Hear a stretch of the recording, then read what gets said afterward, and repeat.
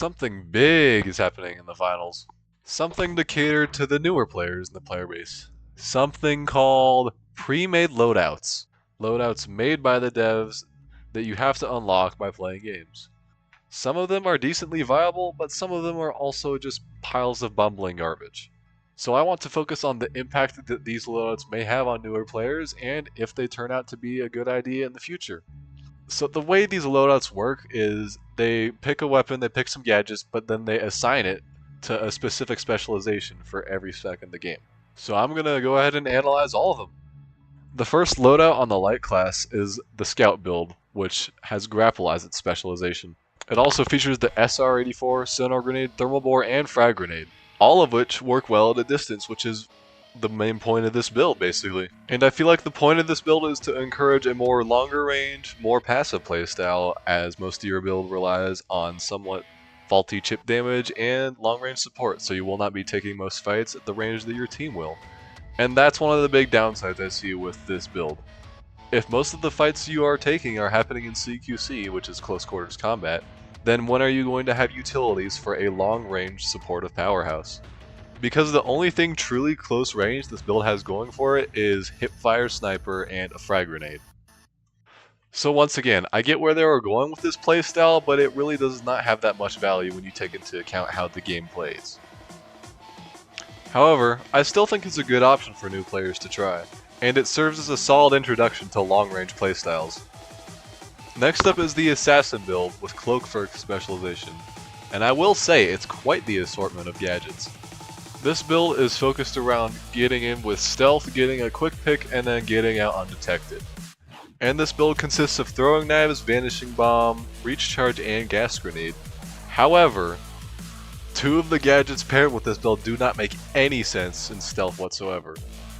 And by that I mean breach charge and gas grenade. Also, I could name 3 weapons better at stealth kills than throwing knives. And I don't know if TKs are supposed to be a baseline for this build and you can change it later on, but yeah, there's just definitely a difference in roles here. Breach charge can help you flank and get a pick, I suppose, and gas grenade can smoke people out so you can get them too, but even then, there's still just a difference in gadgets that are just so much better than these two.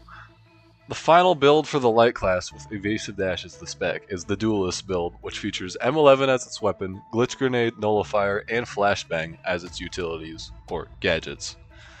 And this is definitely a get up in their face and beat 'em up build, because the close range capabilities with M11 combined with the disruption of its gadget assortment makes it pretty much just to throw out some grenades, disrupt them, and then kill them all. So this is a good combination. It combines the aggressive playstyles of dash and close range M11 with utilities like glitch grenade and flashbang to disrupt opponents and help your team even. I'm really glad this lets new players be aggressive with this build. However, it does encourage them to use grenades, use utilities and stuff to help out their team and not just go for picks, which is a huge misinterpretation of the light class as a whole in my opinion. So yeah, it's a pretty solid build. And now we have the medium builds, starting with the medic build consisting of healing beam, AKM, defib, jump pad, and frag grenade. And while this build is support oriented with healing beam, defib, and jump pad, it still offers you the chance to get picks on your own with frag grenade and AKM, which is an all-rounder assault rifle in my opinion. And out of all the pre-made builds that the devs are offering us, this is probably the best one to start on. It's easy, it's simple, and it's easy to master quickly. It's pretty decent and outputs results that newer players crave. Next up is the Engineer build, featuring turret as the specialization, model 1887 as the weapon, Apps turret, glitch trap, and goo grenade as the full loadout set. And this is pretty much just a sit down and wait playstyle. Ideally, you would just get into a cash out, deploy all of your turrets and traps, and wait. Just deal damage to anyone who comes near. However, I'm not sure model is the best for this loadout because the spread can feel very inconsistent, especially if you aren't used to the weapon. So I'm not sure this is the right move for new players. However, the goal overall is just for people to realize the synergies between their weapon, their gadgets, and their specialization and not just focus on the weapon. So, playstyle wise, this is a pretty good loadout. However, it does have some flaws when it comes to balance, like turret and apps are being some of the worst deployables in the game, but you know, still pretty good for new players, and a solid option overall. Lastly, on the medium class is the Hacker build, which features Dematerializer as its specialization, along with FAMAS as the weapon, Data Reshaper, Zipline, and Pyro Grenade as the gadgets. And this is an aggressive slash pseudo supportive hybrid, I'd say, because DMAT and Data Reshaper don't really help your team, but they kind of get rid of obstacles that you may come across. And I will say FAMAS, Pyro Grenade, and Zipline offer a somewhat offensive but still relatively supportive playstyle because while they're generally designed to be supportive, like Zipline for movement, Power Grenade for clearing gas, chip damage, blocking line of sight, they still offer valuable utilities in chasing, securing kills, and overall just outputting good DPS from different angles.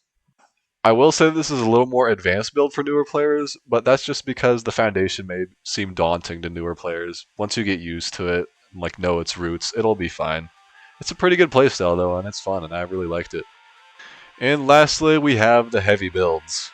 Starting off with the Guardian build, which features Mesh Shield, 50 Akimbo, Dome Shield, Healing Emitter, and Frag Grenade.